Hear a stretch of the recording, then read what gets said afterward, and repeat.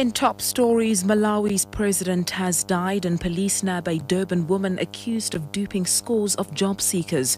With the news at 9 o'clock, good morning, I'm Karabo Maladzi. Malawi's government has officially announced the death of President Bingu wa Mutharika. It says he died in South Africa on Thursday night in Pretoria's One Military Hospital. Our reporter in Malawi, George Mango, has the details. According to a statement that has been broadcast on the state-controlled Malawi Broadcasting Corporation, President Bingu wa Mutharika has died, and the office of the Vice President has confirmed that. This means that Vice President Joyce Banda has taken over as leader of Malawi, and she has also declared 10 days of national mourning. And according to the office itself, quite a number of developments are happening on the ground so that the body is taken to Malawi from Johannesburg, and that burial arrangements would also be announced through the state-controlled MBC. George Mhango, SABC, Blantyre, Malawi. A 21-year-old woman is in a serious condition in hospital after falling from a horse at a private stable in Durbanville outside Cape Town. ER24 spokesperson Vanessa Jackson says the woman sustained a broken leg, hip and a possible back injury. Jackson says she was airlifted to hospital. It looked like she fell off the horse right onto her right-hand side. So they suspected that she had a broken leg as well as severe injury to her hips and then a possible back injury. She was in a lot of pain, and they called through the ER24 Discovery Medicopter and transported her through to Mediclinic Cape Gate. She was alert and conscious throughout the whole incident, and they stabilized her on scene. A cyclist has died after being hit by a car on the Heidelberg Road in Elspark on Gauteng's East Rand last night.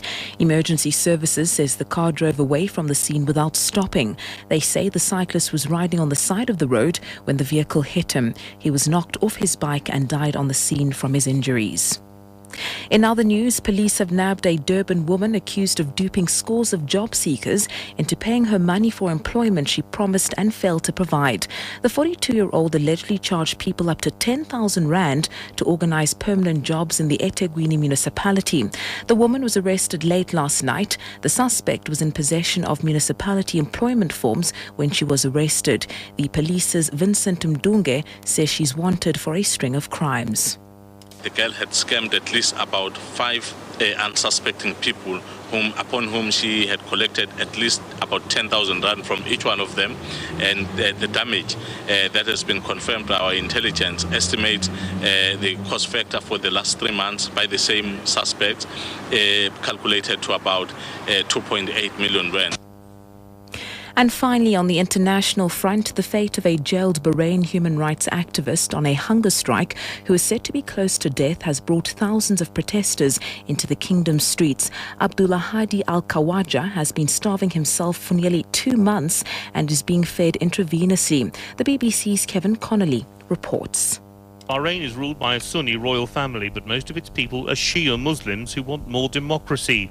As the condition of Abdul Hadi al-Khawaja deteriorates, so his hunger strike has provided a focus for continued political protest.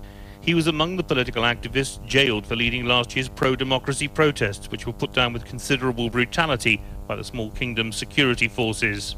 His family say he has been extensively tortured while in custody and is now weakened by loss of weight after more than 8 weeks on hunger strike.